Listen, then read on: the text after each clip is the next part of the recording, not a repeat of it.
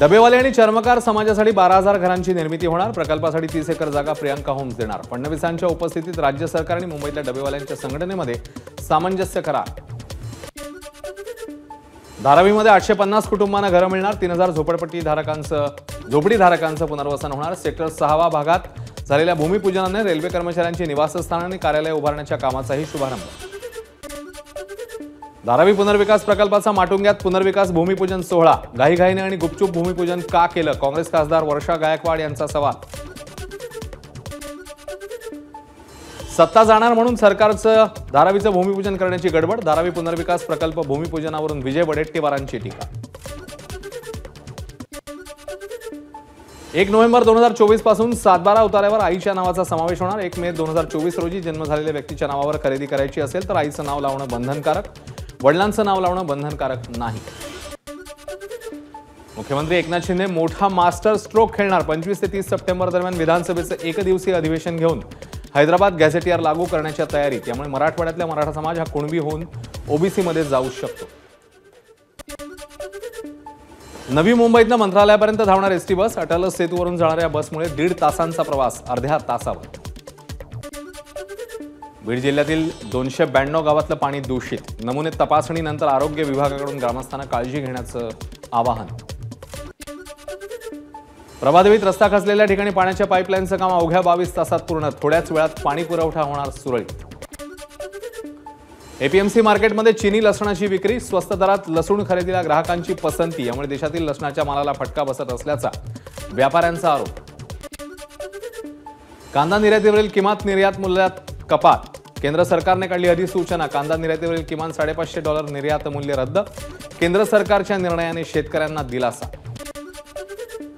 अनंत चतुर्दशीला भाविकांची गैरसोय टाळण्यासाठी पश्चिम रेल्वेकडून विशेष गाड्या सोडण्याचा निर्णय। चर्चगेटवरून विरारसाठी 3:20 शेवटची लोकल सुटणार। हमीभावाने ज्वारी खरेदीला 30 सप्टेंबरपर्यंत मुदतवाढ। अजूनही अनेक शेतकऱ्यांची ज्वारी विक्री शिल्लक असल्यानं मुदतवाढीचा निर्णय। देशामध्ये नैऋत्य मान्सूनचा परतीचा प्रवास 19 ते 25 सप्टेंबर दरम्यान सुरू होणार। भारतीय हवामान खात्याची माहिती।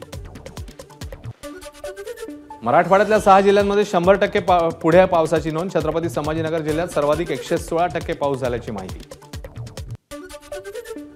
नंदुरबारमध्ये कापूस उत्पादकांना ढगाळ वातावरणाचा फटका। कापूस पिकावर मावा, तुडतुडे आणि पांढरी माशीचा वाढता प्रादुर्भाव। कृषी विभागाने मार्गदर्शन करण्याची शेतकऱ्यांची मागणी।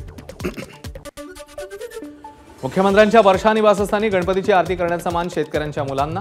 आत्महत्या केलेल्या शेतकऱ्यांच्या मुलांना मुख्यमंत्री शिंदे यांच्याकडून आरतीसाठी निमंत्रण। गिरगावातील माधवदास प्रेमजी चाळीचं 100वे वर्ष। राजाभाऊ मोरेंनी साकारली शाडू मातीची मूर्ती। गणेशोत्सवात विविध स्पर्धा, व्याख्यानं, वाद्यवृंदासह विविध कार्यक्रम। महिलांचंही खास सेलिब्रेशन।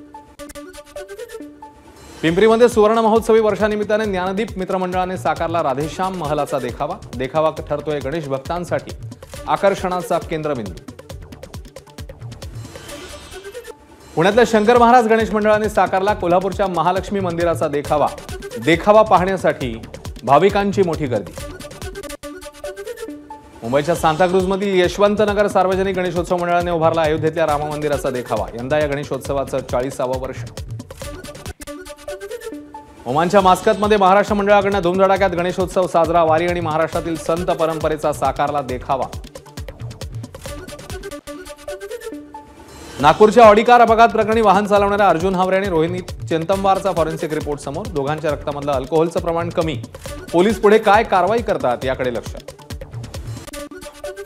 नागपुरातील ऑडी अपघात प्रकरणी सीसीटीव्ही संदर्भात मोठी बातमी समोर। लाहोरी रेस्टॉरंटमधलं सीसीटीव्ही फुटेजच उपलब्ध नाही। रेकॉर्ड झाला नाही की डिलीट केला याचा तपास सुरू।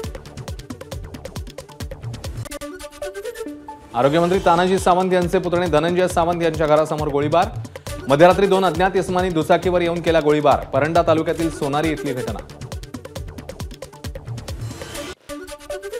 भंडाऱ्यात झालेल्या अतिवृष्टीमुळे हजारो हेक्टरमधील भात पीक पाण्याखाली। शेतकऱ्यांचं मोठ्या प्रमाणात आर्थिक नुकसान। गेल्या 2-3 दिवसांपासून गोंदियामध्ये पूरस्थिती। नुकसानीची पाहणी करण्यासाठी आलेले तिरोडा गोरेगाव विधानसभेचे आमदार विजय रहांगडले यांची ट्रॅक्टरवर बसून स्टंटबाजी। Video viral. एबीपी माझा, उघडा डोळे बघा नीट।